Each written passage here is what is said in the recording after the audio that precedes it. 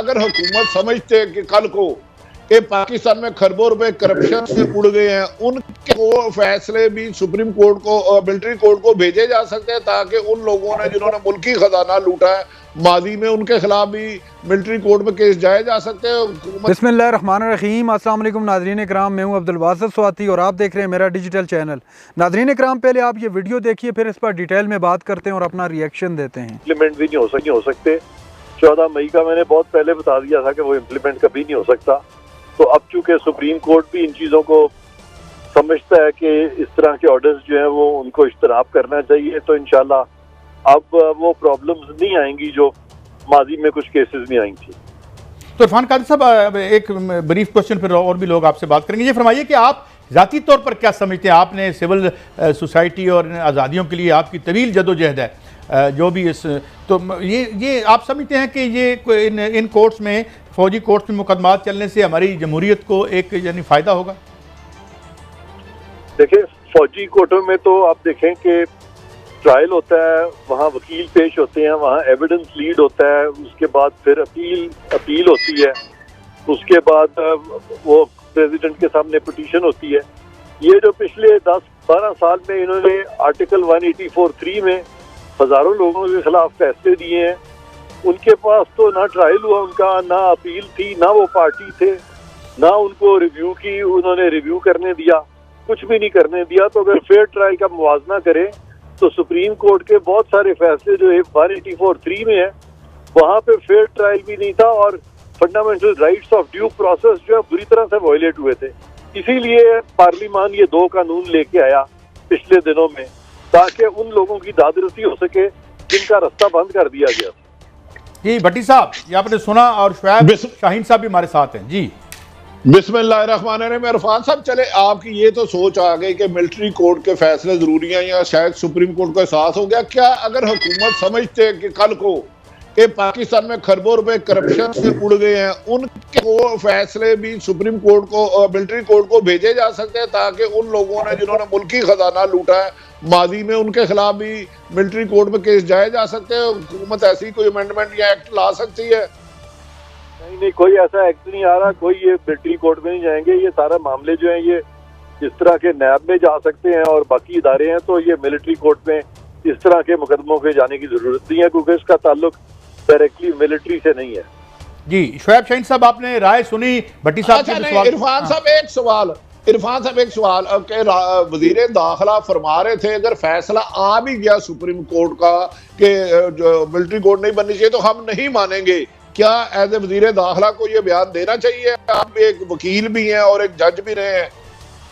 बिल्कुल देना चाहिए, क्योंकि इससे पहले मैं भी ये कह चुका था कि कोई भी ऐसा फैसला जो कि कानून के मुताबिक नहीं होगा, खास तौर पे अफवाज पाकिस्तान की आर्मी एक्ट की निस्बत से कोई भी ऐसा फैसला अगर आया तो पाकिस्तान की फौज इतनी कमजोर नहीं है कि वो एक गलत फैसला जो है उन पर मुसन्नत कर दे सुप्रीम कोर्ट। सुप्रीम कोर्ट ऐसा नहीं कर सकती है, तो पाक फौज है। मेरे जैसे कमजोर आदमी पे भी इस तरह के फैसले मुसल्लत नहीं किए गए थे। जब मैं अटॉर्नी जनरल था तो मैंने साफ इनकार कर दिया था कि इस तरह के फैसले इम्प्लीमेंट नहीं होंगे। अच्छा शुएब शाहीन साहब, मैं थोड़ी सी आपकी चाहूँगा इस सिलसिले में रहनुमाई। एक तो उन्होंने कहा कि ये जो है, ये मुझे सवाल मेरा ये है कि इस स्टेट में ये जो गोरा बहादुर दे गया था, उसमें ये जो पिलर है अदालत, इसके अलावा कुछ सुपरा बॉडी होगी, कोई इंडिविजुअल ये डिसाइड करेगा, वजीर डिसाइड करेगा, काफ़ी डिसाइड करेगा कि जो सुप्रीम कोर्ट का फैसला है वो बिल्कुल आइन से मुतसादम था या गलत था? Who will decide that? या कोई भी बंदा इस सिलसिले में राय तो दे सकता है, मगर क्या सुप्रीम कोर्ट के फैसले को सुपरसीड कर सकता है? आइन में ऐसी गुंजाइश मौजूद है? शुएब शाहीन साहब देखें, अगर आइन मौजूद है तो सुप्रीम कोर्ट का फैसला बाइंडिंग इफेक्ट रखता है। आर्टिकल 189 है और 190 है, उसके मुताबिक तमाम इदारे इंक्लूडिंग पार्लियामान, मैं बात करूंगा, including आपकी executive, including all other concerned judicial or executive authorities, they are bound to act in aid of the Supreme Court of Pakistan. They are bound to implement the judgment and orders of the Supreme Court of Pakistan. कोई देखें, इसको कौन determine करेगा कि ये order supreme court का गलत है, ये आर्डर ठीक है?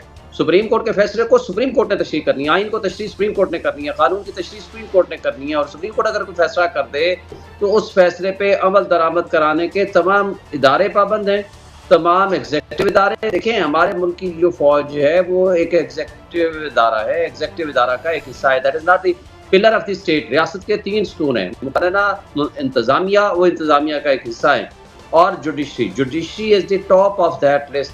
हाँ, आइन बनाने का, आइन अमेंड करने का, कानून साजी का अख्तियार पार्लियामान का है, लेकिन वो भी अगर आइन में तरमीम करनी है तो वो 2/3 मेजॉरिटी से करेंगे, कानून साजी करनी है तो वो सिंपल मेजॉरिटी से करेंगे।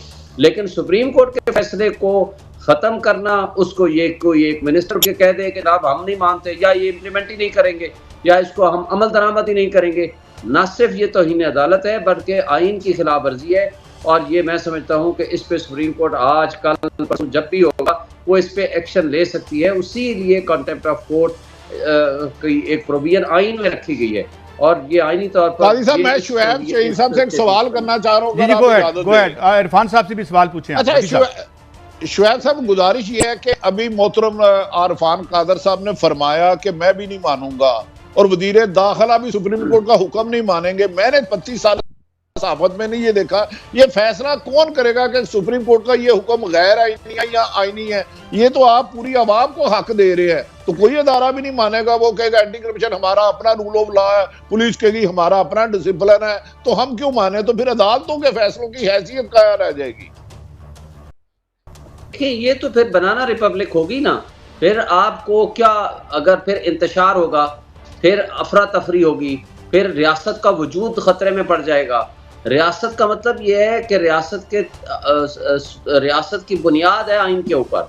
अगर आइन के मुताबिक सुप्रीम कोर्ट के फैसले, जो कि हाईएस्ट फोरम है, अगर हमने उसको मानने से इनकार कर देना है, या एक शख्स इनकार कर देगा, या कोई इदारा इनकार कर देगा, तो फिर सुप्रीम कोर्ट या अदालतें तो फिर बंद कर देनी चाहिए ना। जिसके पास लाठी होगी, जिसके पास ताकत होगी, जिसके पास पावर होगी, वो अपना ठीक है। आपकी बात आ गई शुएब शहीन साहब, क्योंकि बहुत सी बातें हो गई। इरफान कादर साहब, ये आपने दोनों आरा सुनी, इस तरह तो एनार्की हो जाएगी एंड एवरीबॉडी वो जो है वो नहीं, कोई वो कहेगा कि जी हम तो नहीं मानते, ये गैर आईनी था। तो ये फिर इस ये क्या सिचुएशन डेवलप होगी? Please your take. सिचुएशन ये डेवलप होगी कि अगर ये बनाना रिपब्लिक कह रहे हैं, तो फिर इस तरह के फैसले जो कि आइन के मुताबिक नहीं है, अगर उनको मानना शुरू करेंगे तो फिर तो ये कैंगरू कोर्ट बन गया। नाज़रीन इकराम, आपने वीडियो देखी, वीडियो के अंदर आपने देखा टॉक शो में मौजूद थे शुएब शहीन साहब थे, इरफान कादर साहब थे, आरिफ हमीद भट्टी साहब थे। और 9 मई के हवाले से चूँकि केस अभी पेंडिंग है, अदालत के अंदर चल रहा है, उस पर प्रोसीडिंग हो रही हैं, और कि आर्मी अदालतों के अंदर सिविलियन का ट्रायल हो सकता है या नहीं हो सकता, उस हवाले से चूँकि बहुत सारे बयानात सामने आए। इरफान कादर साहब का बयान सामने आया, राना सनाउल्लाह साहब का बयान सामने आया, और मुस्लिम लीग नून के बहुत सारे ऐसे रहनुमा हैं जिन्होंने इस पर बयान दिया कि हम इस फैसले को नहीं मानेंगे। और इसी पर सवाल कर रहे थे आरिफ हमीद भट्टी साहब इरफान कादर साहब से कि ये इन मामलात को अगर आप मिलिट्री कोर्ट्स के अंदर भेज रहे हैं, तो जो करप्शन के केसेस जिन लोगों पर हैं, उन्होंने स्पेसिफिक नाम तो नहीं लिया, बहरहाल ये सभी जानते हैं कि उन्होंने कहाँ पर निशाना और कहाँ पर तीर बरसाए, वो सभी लोग जानते हैं।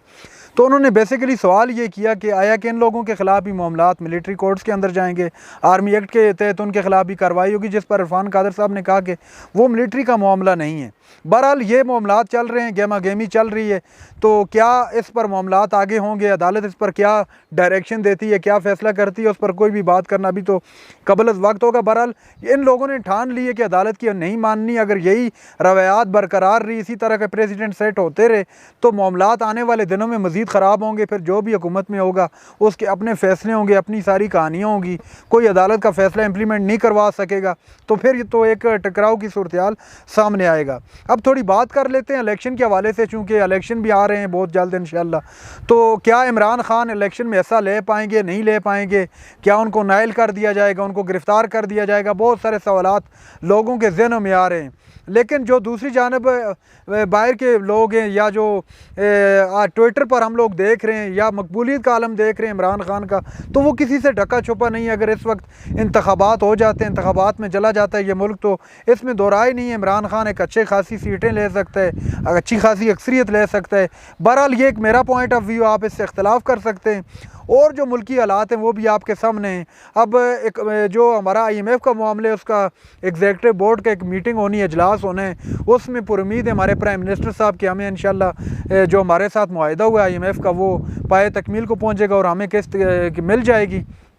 अगर ऐसा हो जाता है तो फिर हम 1-2 महीनों के लिए फिर आराम से हम बैठ सकेंगे। लेकिन क्या जो IMF के साथ मुआहिदा हुआ है वो पूरा कर पाएगी ये हुकूमत, या ये पाकिस्तान हमारा मुल्क, क्योंकि जो भी नई हुकूमत आती है अपनी पॉलिसियों के साथ आती है, अपने तरीक़ेकार के साथ आती है, तो क्यों ना कोई ऐसा काम हो जाए, कोई ऐसी मौजज़ा हो जाए अल्लाह करे इस मुल्क के साथ कि हमें IMF के सामने हाथ ना फैलाने पड़ें। क्योंकि कशकोल फैलाने वालों की, कशकोल आगे करने वालों की यकीन मानिए कहीं पर भी इज़्ज़त नहीं होती। और आप आज जो मेरा बैकग्राउंड देख रहे हैं, चूँकि मैं आउट ऑफ सिटी हूँ, थोड़ा मैंने सोचा घूम फिर हूँ, बाहर भी कहीं जाना चाहिए, इंसान एक जगह बैठ कर थक जाता है यकीन मानिएगा। तो बहरहाल ये कुछ ख़बरें आपके साथ रखनी लाजमी थी, और हमारा आपके साथ टूटे ऐसा अल्लाह ना करे ऐसा हो, और ऐसा मुमकिन भी नहीं है। नाज़रीन इकराम, ये थी आज की हमारी वीडियो। चैनल पर जो नए चैनल को सब्सक्राइब कर लें। अगली वीडियो तक के लिए अल्लाह हाफ़िज़।